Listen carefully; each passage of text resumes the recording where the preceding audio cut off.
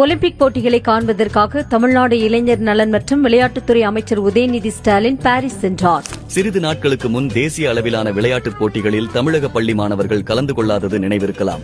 முதலமைச்சர் கோப்பைக்கான போட்டியில் 12 வயது சிறுவனையும் 19 வயது இளைஞனையும் போட்டியிடுமாறு அட்டவணையிட்டு குளறுபடி செய்கிறது விளையாட்டுத்துறை. இந்த அளவில்தான் இருக்கிறது தமிழக விளையாட்டுத்துறையின் செயல்பாடுகள். இந்நிலையில் பாரிஸ் ஒலிம்பிக்கை காண்பதாக சென்றிருக்கிறார் அமைச்சர் உதயநிதி. 6 நாட்கள் பிரான்சில் தங்கிவிட்டு உதயநிதி வரும் 14ஆம் தேதி சென்னை திரும்புவார் என கூறப்படுகிறது. ஒலிம்பிக் போட்டிகளே முடிவடைந்து வீரர்கள் ஊர் திரும்பிய நிலையில் இவர் 14ஆம் தேதிதான் நாடு திரும்புகிறார் எனில் அவர் செல்வது ஒலிம்பிக் போட்டியை காணவா அல்லது இன்பச் சுற்றுலாவா? அமைச்சர் உதயநிதியின் முதிர்ச்சியற்ற செயல்பாடுகளை பார்க்கும்போது முதல்வர் ஸ்டாலின் அவரை பற்றி கூறியதுதான் நினைவுக்கு வருகிறது. முதலில் தமிழக விளையாட்டுத்துறையை மேம்படுத்தி தேசிய அளவிலான போட்டியில் தமிழகத்தை முன்னணி மாநிலமாக்கிவிட்டு பின்னர் ஒலிம்பிக் போன்ற போட்டிகளை நோக்கி செல்லட்டும் உதயநிதி என்பதே மக்களின் கருத்து.